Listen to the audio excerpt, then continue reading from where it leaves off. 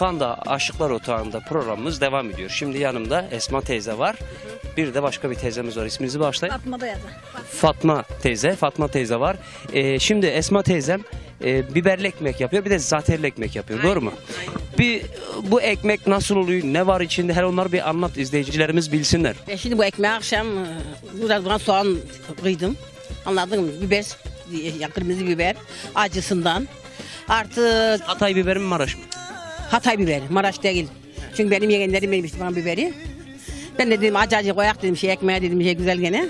Neler var başka? Zahter var, çökelek var. Balcan kepeği var, kuru balcan. Biz balcanın, domatesin, soğan var, soğan, biber, domates. Domates kurusu yani, kurusu kepeği. Çökelek, zahter. Zahteri biliyor musun? Kekik. Biliyorum. Kekik koyduk bunu. Akşam güzel zeytinyağı koydum bol gene. Bol gene. Yoğurdum bunu. Yoğurdum. Akşamdan dinlendirecek mi bu illa? Yok, geç kalırım sabah ulaştıramam diye.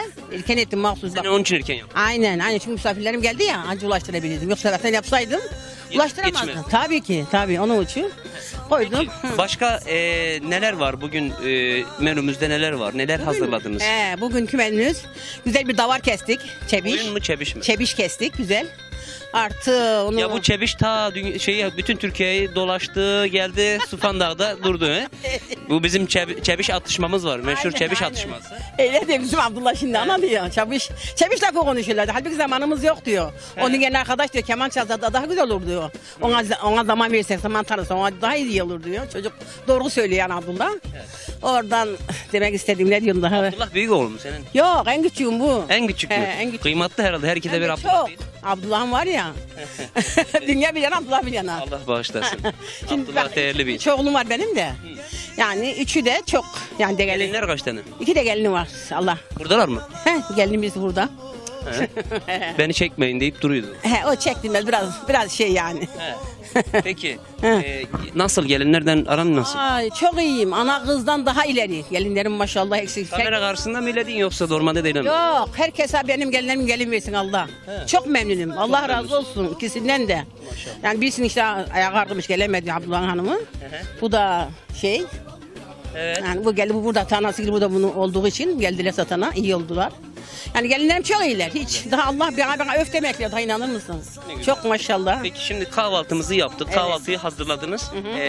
Biberli ekmek var. Evet. Öğlende çebiş var. Çebişi neyle yapacağız? Aşla mı, bulgurla mı? Bulgurla yapacağız. Kuru fasulye. Yanında salata, yoğurt vereceğiz. Böyle artı işte ne karpuz, kavun onlardan da vereceğiz. Koyuyorsa. Bu biberli ekmek Hatay'ın meşhur Evet. bir tadı. Bizim... Her yerde var. Kırıkhan'da, Reyhanlı'da her tarafta Genellikle yapılıyor. Hatay'da var bu evet. Hatay'ın baş yani ekmeği olarak bu ekmek yani bizim baş yemeğimizden. Tandırda pişirilir. Tabii. Tandırda. Odun olarak ne yakarsınız? Çalı, odun, herhangi bir odun Herhangi olabilir bir yani. odunda pişer. Aynen. Çok güzel. Artı ne diyordum sen? Oğlum, benim herif dedi ki ne? Bunu fırında yaptıran hanım dedi. Bu arada Senin hanım yok dedi. Bekir emminin, Bekir Cilan'ın, Pir Bekir Cilan'ın da hanımı. Evet ya bilmiyor mu ya? Yani. Peki bu teyzemle de biraz sohbet edelim. Teyzem senin adın ne? Fatma. Sadece kuru Fatma mı? Kuru Fatma. Fatma ne? Kaç çocuk var? Kaç gelin var?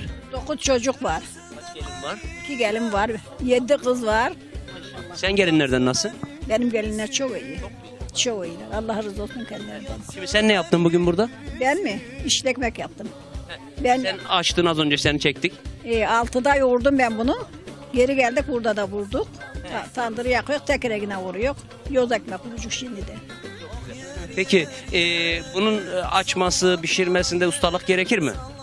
Gerekir tabii. Arada vuramaz bunu ki. Kendiler vurdu kalın. Ben vurdum bak ne güzel vurdu. Ya, senin vurdukların şu güzel olanlar senin demek ki. Şu kalınları vuranlar demek ki gelinler yaptı. Bunu gelinler yapıp belli. Abdullah burada Abdullah. Abdullah'ın elinden o da mı geliyor? Maşallah. Allah bilir ya, evde bulaşığı da Abdullah yapıyor. Vurdum ekmekleri.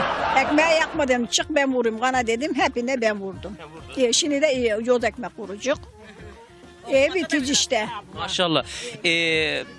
Aşı kim yapıyor peki? Aşırı mı? Aş. Aşı mı? Erkek. Aşı değil. Aş.